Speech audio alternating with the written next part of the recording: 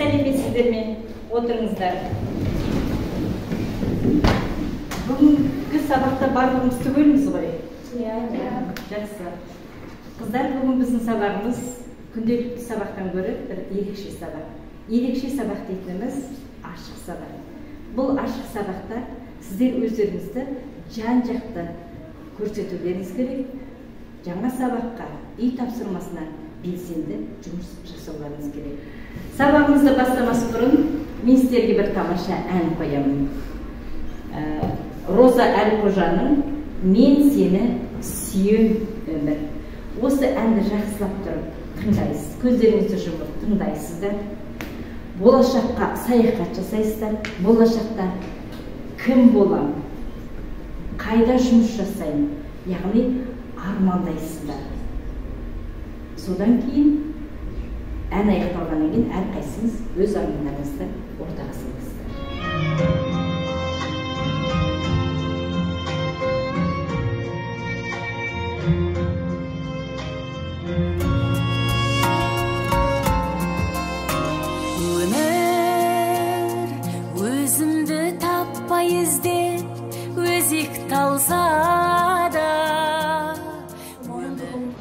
Жақсы маман есі болып отырған кезімде Үлкен фирмада менеджер болып қызмет жасап отырсың ба, жоқ фирманың бастығы болып отырсың ба? Менеджер болып қызмет. О, қызбен. Жетпеспін, жақсы. Қатты. Мен өзімді үлкен фирмада менеджер ретінде, бастықтың көмекшісі ретінде. Бастық көмекші, неге бастық болмасқа? Жақсы, тамаша, тағы. Енді, бүгін өткен жолы біз сіздермен қай тақырыпты өттік? Абай жолы. Ғасырлық туынды Абай жолы, Мұхтар Әуезовтің Абай жолы эпопеясын біз сіздермен тәмамдадық. Мен сіздерге ғасырлық туынды Абай жолы қыркүйектің 3-4 сол кезде бердім сіздерге. 4 томында оқыңыздар. Сіздерге сабақ болады. Сол сабақта біз сіздермен жан-жақты талдаймыз.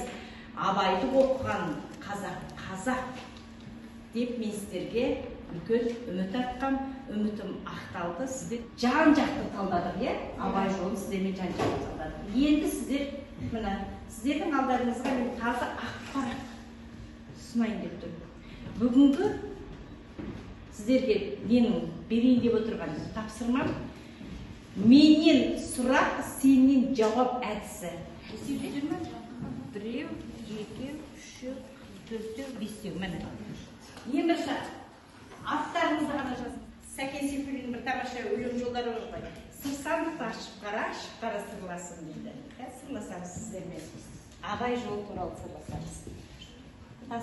Тастаймыз.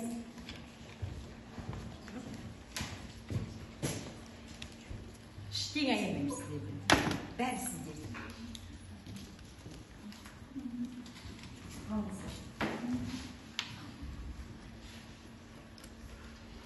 Алдық па? Кезім. Нұрбай жігіт көзілап, Толбай елдермен араздасуын негізгі себебі. Яғни олай көші-қон мәселесі бойынша араздасып. Кімнің сұрағы? Ғалия, дұрыс па? Көші-қон мәселесі бойынша. Қарағаттардың ғой. Жақсы, рахмет. Жаһандану дәуірінің жас қыздарымыз, жан-жақты білімді қыздарымыз деп ойлайсыздар ма? Қалай ойлайсыздар? Жан-жақты білімді қыздар оқуға да, сабаққа да, мәдениетке де, спортқа да бәрінен хабардар болу керек, Сіздер өздеріңіз қалай ойлайсыздар? Яғни мен қазір тамаша ән орындап беремін. Егер айтқыларыңыз сіздер қосылыңыздар, бұл әнді Құстар сызылы мән салады, сол әнімен тербетеді даланы. Қалай екен ән? Тамаша ма? Ұнады ма? Онда сұрақ. Осы әннің сөзін кім жазған? Әнін кім жазған? Және қазіргі қай әншілер орындайды? Сұрақ. Сөз Сөзі Тұманбай Молдағалиевтікі. Ақын Тұманбай Молдағалиевтікі. Біздің бүгінгі сабағымыздың негізгі тақырыбы кім? Кім туралы сөйлейміз бүгін? Тұманбай Молдағалиев. Дәптеріңізді ашыңыздар. 2004 жылы 14 томдық шығармалар жинағы жарық көрді. 1992 жылы Физули атындағы халықаралық түркі дүниесі атында. Сонымен Тұманбай Молдағалиев қай жылы қай жерде дүниеге келген екен? 1995 жылы 20 наурызда Алматы облысының еңбекші Алматы облысы еңбекші Қазақ ауданы қай жерде?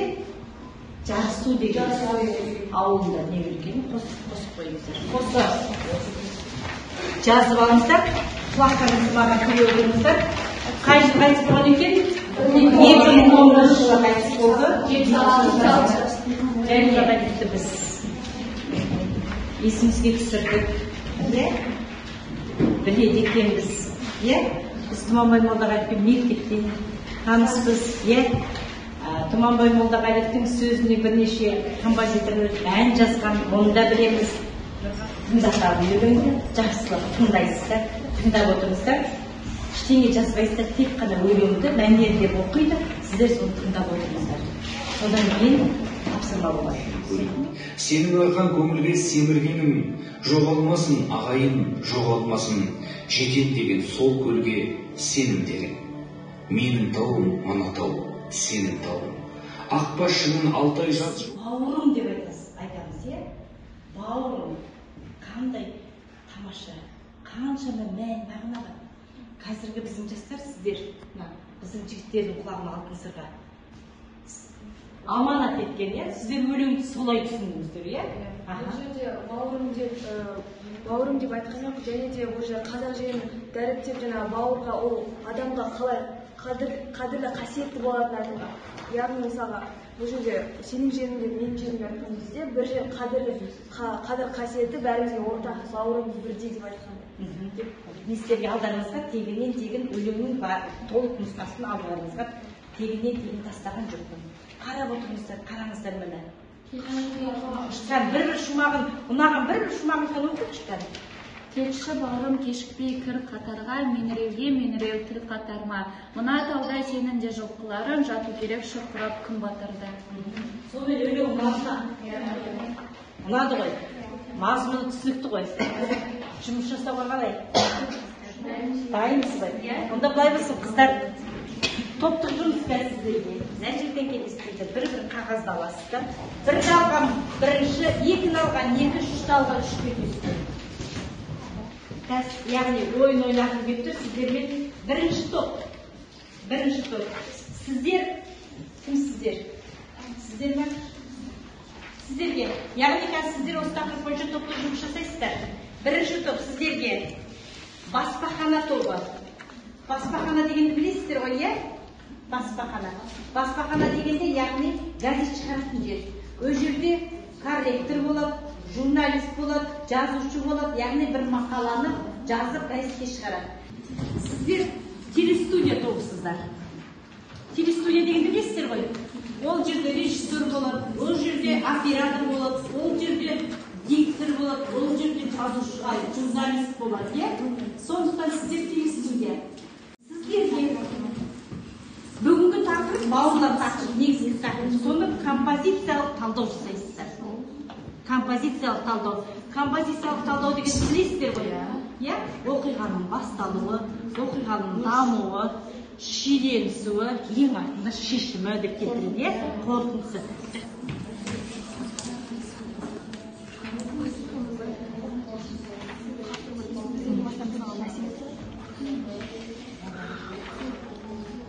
Бірінші топ, бұлар әдебиетшілер. Бізде композициялық талдау тапсырма және де балалар өлеңінің басталуы. Ол ақын бізді, яғни ақын жаңағы басқа елдегі қазақтарды өзінің еліне қайта шақырып жатыр. мысалы жарасып тұр сол жерге келулерің деген. Балқаш өмірі газетіне жазған мақалаңыз болып табылады. Балқаш өмірі жазылған газетіне, Балқаш өмірі газетіне мақала жазылды, иә? Бұндай мақалаларыңыздан. Бүгінгі таңда ең ауқымды мәселенің бірі шет елдегі қандастарымызды өз отанына қайтару болып табылады. Өзіміздің қазақ бауырларымызды шет елдерде қалып қалу себебі 1921 жылдан болған. Бірақ та бағана өзіңіз естігендей бауырлар өлеңі Тұманбай Молдағалиевтің шығарғаны өлеңіне өзіңіздің пікіріңіз? Бүгінгі таңда енді сіздердің сабақтарыңызда бұл тақырып аса ауқымды тақырып болғаннан кейін ойшыл ақын Тұманғали Молдағалиев. Зейнептің айфон, екінші, Samsung үшінші, ал не үшін? Жақсы. Айфон. Жоқ, айфонды алғандар толыққанды түсіндім сабақта. Екінші, Samsung алғандар түсіндім, бірақ толық емес, е? Жан-жақты түсіне алып. Үшінші, мүлдем ештеңе түсінген жоқпын. Естіген де жоқпын, білген де жоқпын, ойым басқа да жоқ, түсіне алмадым. Сабақты бүгінгі меңгере алмадым деген сияқты. Сонымен, ал кім не айтады? Мен сабақты толық түсіндім. Ойыңызды айтып, сабақ туралы ойларыңызды айтып. Бүгінгі сабақ өте түсінікті болды. Жан-жақты көңіл-күй көтерілді. Мен сол себепті айфон алам. Барлығы түсінікті болды, сабақ жақсы. Айфонды? Менде де айфон танаймын, өйткені бұл сабақта біз Молдағалиев ағамыздың өмірін және бауырым шығармасын толыққанды түсінеміз. Қалғандардың бәрі ғана птицпен Nokia алады ғой деймін? Жоқ. Мен де дәл солай айфон алам. Себебі бүгінгі еске алу сабағымызда, жаңа сабағымызда бәрі түсінікті болды. Білу керек мәліметтерді, жаңа мәліметтерді бәрі түсіндік, ұқтық. Үй тапсырма отырсыз ба, еске алу. Абайды еске алып отыр да? Дұрыс еді. Жақсы, тағы Мен бүгін айфонды таңдаймын, мен бүгінгі сабақты толық түсіндім. Тұманбай Молдағалиевтің бауырлар өлеңін өте жақсы түсіндім деп айта аламын. Мән мағынасын, терең мағынасын түсіндім. Тағы?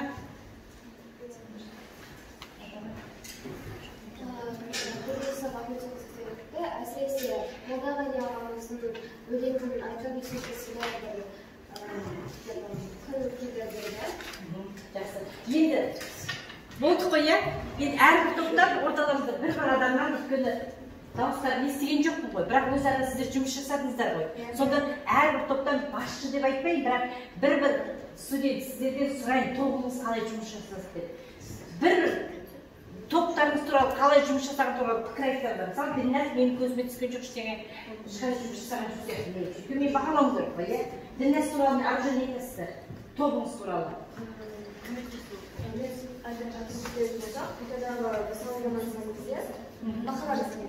мақала жазған кезде біраз өзінің ойын жақсы болды. Яғни Молдағалиев адамды мысалға қосатын сөздер айтқан, қай жерде топ болып жұмыс жасаймыз, барлықтарыңыз көмектессіңіздер бәріңізге. Жақсы. Мына топтан сіз айтасыз, өйткені сіздің даусыңыз естіген. Біздің топтан қыздар шығып тақырып айтпаса да, бізде көп үлес қосқан, көрінбейтін болса да көп үлес қосқан қыздар болды. Мысалы, топпен істейді. Топпен жұмыс істеу оңай болды бізге. Оңай болды. Біріміз тез келді бір-бірімізге. Сұрақ сұрастырыңыздар, біріңіздің ойыңызды біріңіз жалғастырыңыздар. Тамаша, сіздер бұл топта бәрі сөйлеген сияқты, иә, меніңше. Мейлі сонда да айтсын, иә, Ғалияна айтам дейді оған. Бізде де топта бәрі жақсы, бәрі ұйымшыл болып жұмыс істедік. Бір-бірімізді жеткізе алмай жатқан ойларымызды қосып, бір үлкен ой шығардық. Қыздар, сіздер 3 телефонның біреуін таңда дегенде барлықтарыңыз айфон таңдадыңыздар, яғни сабақты жан-жақты толыққанды түсінді деген ойдамын, дұрыс па? Иә, шынымен жақсы сабаққа белсенді қатыстыңдар, сондықтан сендерді бүгінгі сабаққа өте жақсы деген баға қояйын. Келісеміз ғой? Енді үйге тапсырма, осы ұнаған бауырым өлеңінен ұнаған 5 шумақты жаттап келіңіздер. Мәнерлеп ескерту үшін.